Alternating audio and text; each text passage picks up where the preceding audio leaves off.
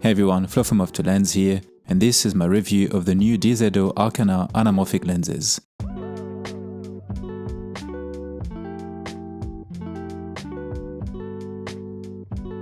I've had the opportunity to use and test these lenses over the past month, firstly outdoors, but also on set for a music video, and today we'll talk about my experience with them. Firstly, how I use them, but also what I like and don't like about these new lenses, and finally, whether or not I would recommend them. And as always, before I start, be sure to subscribe to see more videos like this one, and let's jump into it.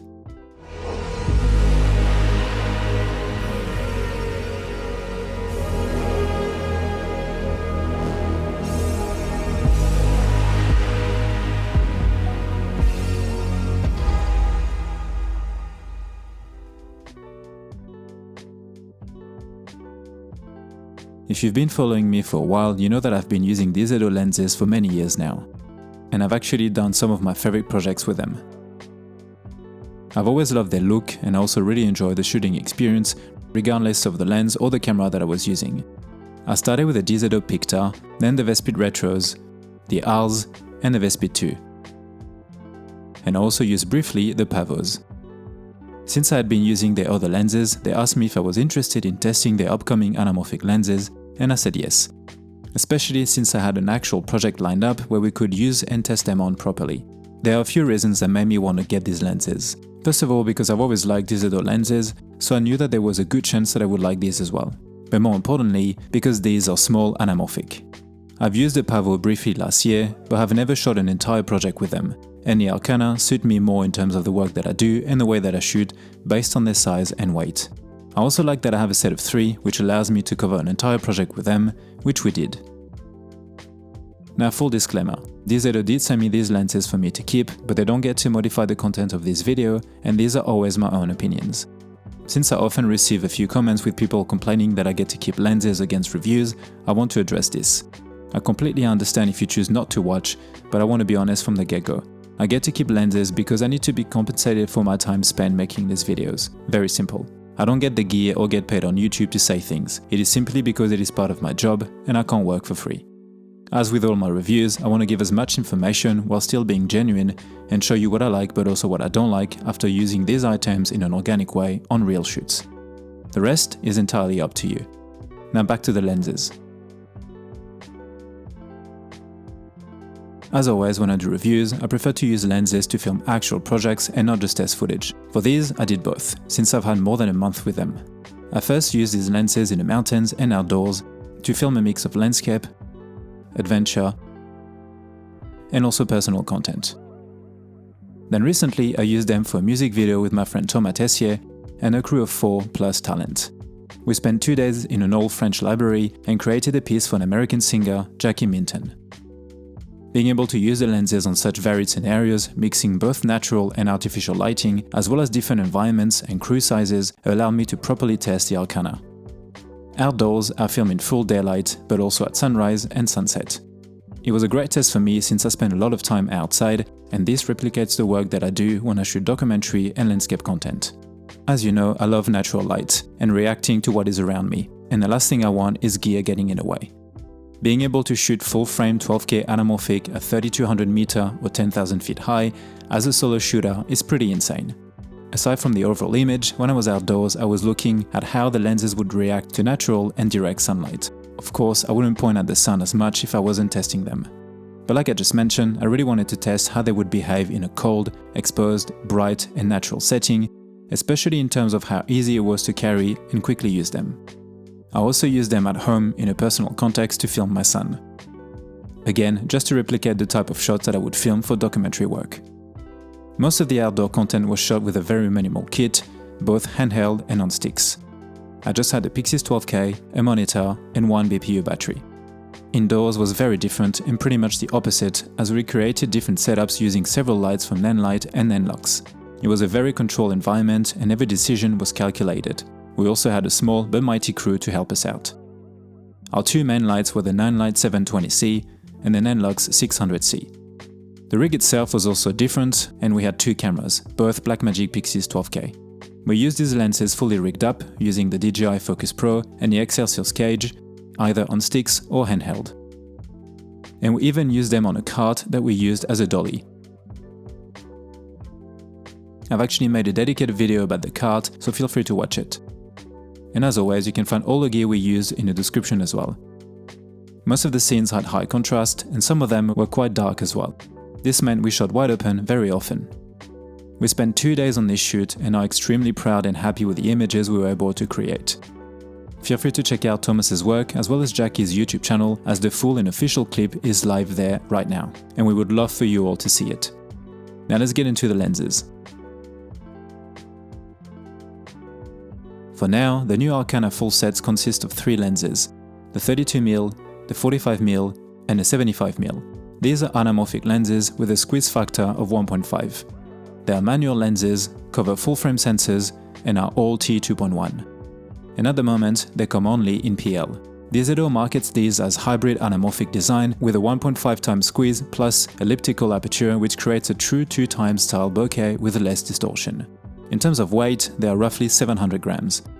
And for size, here then compared to my Siri Iron Star, DZO V-Speed 2, and the DZO Rs. At the front, they have a 77mm filter thread and a front diameter of 80mm. They also have the same size between them and the same gear position, which makes it very easy to swap. They are also available with both metric and imperial markings. And in terms of pricing, at the time of making this video, a single lens retails for €949 and a set of 3 for €24.99, which also includes the case. And of course, you can find more info on these lenses by checking the link in the description. Now let's talk about the things that I like about these lenses. First of all, the image. After using these lenses in different scenarios, I can easily say that I absolutely love the image that comes from the Arcana. Firstly, because for being 1.5x anamorphic, they have a very strong look that feels quite organic and not fake. There is a very pleasing texture and distortion throughout the set. I also really like the bokeh. I've always loved the look of DZO lenses, whether it is the Rs, V-Speed or Pavo, and these seem to strike a balance between all of them. From the darker indoor shots to the bright outdoor scenes, I was super pleased with the results. I also like the flares. They're definitely present but not overpowering, distracting and fake looking. In most scenarios, they look natural and interesting, and I find them quite pleasing. You do get some flares that look more like a streak and therefore less organic if you point directly at the sun like I did a few times. The squeeze ratio is constant as well and doesn't differ when focusing. To me, they look a lot more expensive than they actually are. Before I was aware of the sub €1,000 price, I thought that these would retail for a lot more and maybe even double that amount. Even when I was shooting pretty mundane events, they made them much more interesting. I really like that these are 1.5 but look like 2x anamorphic. 1.5 can be much more flexible and easier to work with, as 2x might be too restricted for some projects or deliverables. With the Arcana, you essentially get the best of both worlds. Next is the size and weight. Being able to use anamorphic lenses of that quality the same way I would use small spherical primes is amazing. I was able to film in the mountains, in a cable car, and carry the whole set the same way that I would have done with any small prime lens, which is very important to me. I was able to fit the 3 in this small timber bag, for example. When you think anamorphic lenses, this size and weight is not what comes to mind. This also means you do not need to use lens support, which I love, as it made the setup simpler and lighter. They would also work very well on gimbal. In many ways, they do feel a lot like the V-Speed. Next is the shooting experience. These lenses are great to use. Firstly, because they are very well built. The bodies feel quite well made for their price, and despite their size, they have a decent weight and feel to them. They are as comfortable handheld just with a lens and camera, as they are being rigged up for larger shoots. On a PYXIS, it makes for a very balanced setup. They feel great in the hand, and both the aperture ring and focus ring are smooth and nice to use. Then we have the aperture. These are pretty fast lenses, especially for small anamorphic, being 2.1. Having lenses that can shoot under T2.8 is always handy. First of all because you can shoot in very low light, but also because you can isolate parts of the image and focus the viewer's eyes where you want. Of course, with anamorphic glass, I tend to put the subject in the middle of the frame. They are also surprisingly usable at T2.1, and we actually shot a lot of the indoor scenes at that value. Next, we have the 77mm filter thread. As you know, I love lenses with that thread size, mainly because it allows me to choose between using a VND when I want to keep the setup small and quick to use, or I can use a matte box for when I need to rig things up. 77 is common and most people will already have the accessories that work for that size. In the mountains, I use a C-mode adapter and my Nisi VND. On set, we used a Poco Morphage since we were changing lenses a lot and it worked great as well. I also had the chance to use a new version of the Poco 2, and I'm super happy with it. The close focus distance on these is also pretty good, especially for anamorphic lenses. We did use some diopters on a few scenes to suit our creative approach. Again, it was handy to have it in 77mm. Another thing I want to talk about is consistency. With affordable lenses, you can sometimes get a slightly different color or look between lenses, but with this set, I didn't notice anything different. As with the Rs or Vespid 2, when looking at the footage, I couldn't really tell sometimes which lens I was using from shot to shot. It felt like the same image with, of course, different field of view, compression, and in this case, distortion. Value and reliability. These days we get absolutely spoiled and bombarded when it comes to cine and even anamorphic lenses. I think these Arcana offer amazing value, not only for the look and consistency, but also because DZO has proven over the years that their lenses strike a great balance between reliability and affordability. I have used much more expensive anamorphic lenses like the Atlas on larger shoots, but as a solo shooter, the Arcana make a lot of sense. And lastly, I love the way they look. This is of course very subjective, but I really like the physical look and color. It is quite different from the black or silver that I'm more used to. Now let's talk about the things that I don't like about these lenses. Like I just mentioned, I really love these lenses, so personally there's nothing that I don't like, but this is a review and I want to be transparent, so there are a couple things that I would like to mention. The first thing is a PL only option. I think PL is a great and very solid option. Personally, it suits me since I have the Ursa 12K LF that is natively PL, but I also have several adapters for both my PYXIS and Cinema Camera 6K. I'll make sure to link them below. But I think a lot of people would also like to have the EF version, as it can be more versatile in some cases. At the time of making this video, there is only PL, but maybe they will add EF in the future, like they did with the original Vespid and the Rs. The second thing is that the aperture ring can be quite close to the mount of the camera depending on which configuration you are using.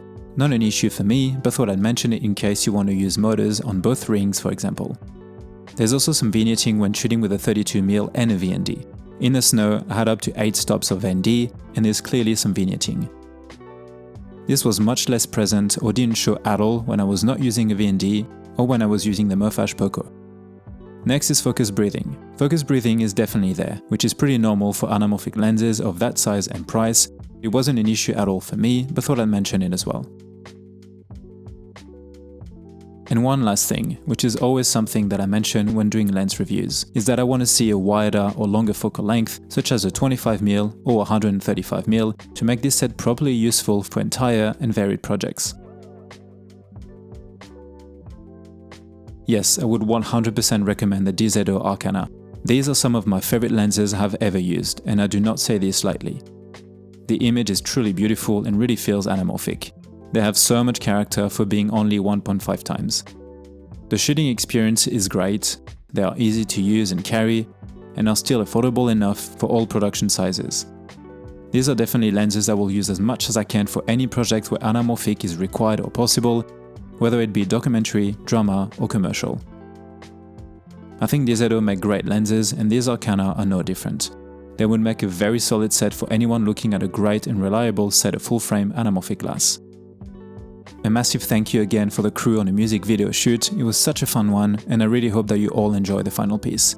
It would mean a lot to us if you all watch it. That's it for me for today, guys. Hope you've enjoyed this video and that it was helpful to you, and if you did, feel free to subscribe. And as always, thanks for watching, and I'll see you in the next one. Bye. Also, feel free to check out my 2 ebooks, Freelance Documentary Filmmaking and Travel Cinematography, where you can find a streamlined but comprehensive overview from pre-production all the way to marketing, built on years of my own experience shooting short documentaries and travel videos around the world. And if you are interested, I'm also doing filmmaking mentoring sessions when you can ask me anything about a wide variety of topics.